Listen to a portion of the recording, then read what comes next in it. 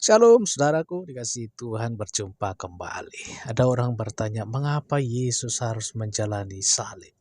Mengapa Yesus harus menjalani penyaliban? Bapak Ibu, Yesus harus disalib untuk memenuhi rencana penebusan Allah dan menyelamatkan umat manusia dari dosa.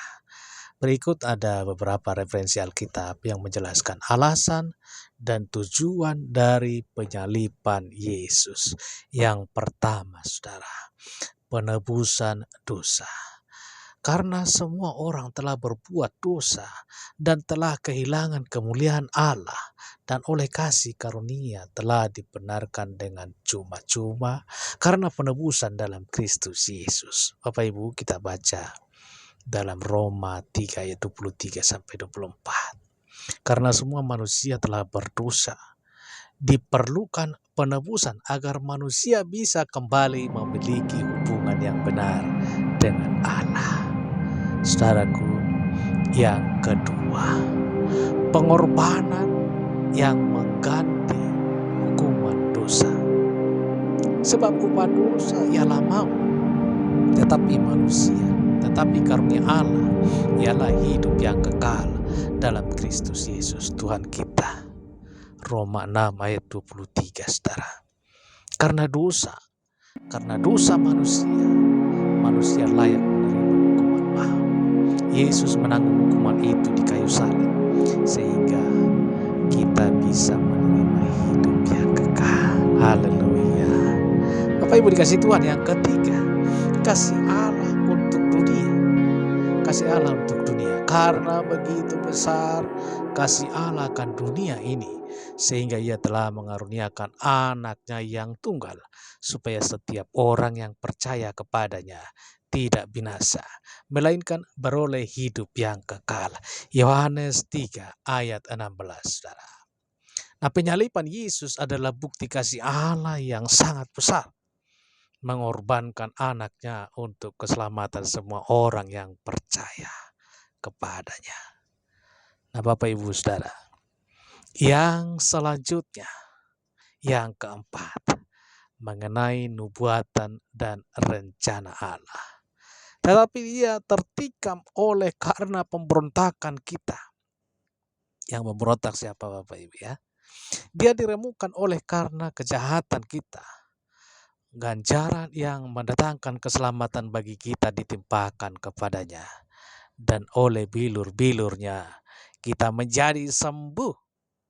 Yesaya 53 ayat 5, saudara. Puji Tuhan.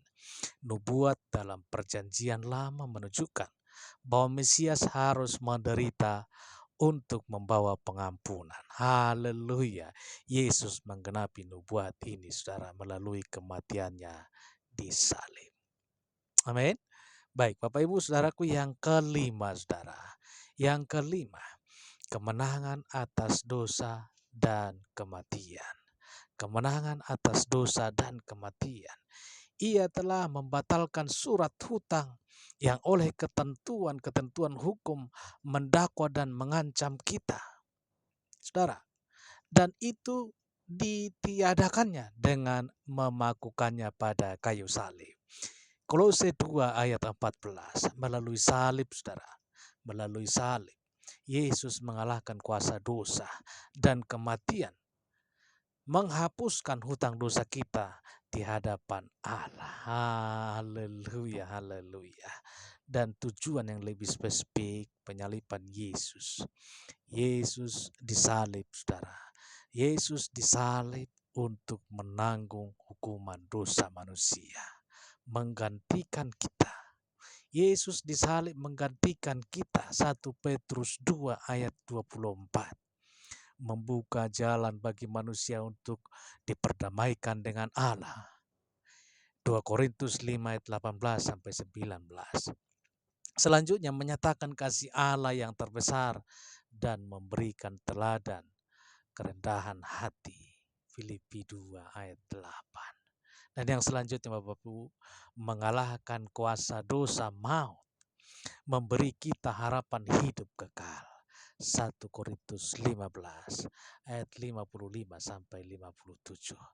Yesus disalib sebagai bukti kasih Allah jalan keselamatan dan penggenapan janji Allah untuk menyelamatkan manusia. Haleluya.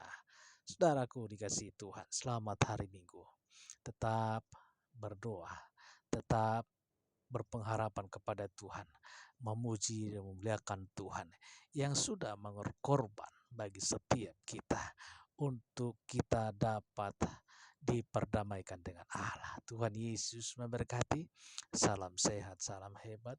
Sampai berjumpa dalam kesempatan berikutnya. Haleluya, haleluya.